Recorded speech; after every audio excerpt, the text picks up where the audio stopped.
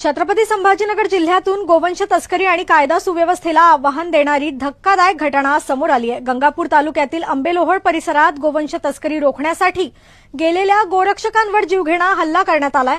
पोलिसांनी माहिती दिल्याचा राग मनात धरून तस्करीत सहभागी असलेल्या हल्लेखोरांनी गोरक्षकांवर मानुष मारहाण केल्याचा आरोप करण्यात आलाय। मिळालेल्या माहितीनुसार या परिसरात कत्तलीसाठी बेकायदेशीररित्या गोवंशाची वाहतूक सुरू असल्याची माहिती स्थानिक गोरक्षकांना मिळाली होती। त्यानंतर त्यांनी तात्काळ डायल 112 या पोलीस हेल्पलाईनवर संपर्क साधून घटनेची माहिती दिली। मात्र पोलिसांना खबर दिल्याचं समजताच संतप्त तस्करांनी नियोजनबद्ध पद्धतीने गोरक्षकांना घेरलं आणि त्यांच्यावर प्राणघातक हल्ला केला। या घटनेनंतर संपूर्ण परिसरात तणावाचं वातावरण निर्माण झालं असून घटनेचं गांभीर्य लक्षात घेत MIDC वाळूज पोलीस ठाण्यात संबंधित कलमांखाली गुन्हा दाखल करण्यात आलाय।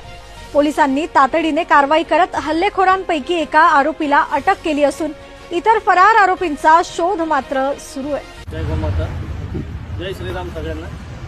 आज सकाळी आपले काही गौरक्षक आंबेलोळ येथे कासोडा व आंबेलोळ मार्गावरती एक स्विफ्ट नावाचं वाहन जिथे ज्याला ड्रायव्हर नव्हता असं वाहन सापडलं।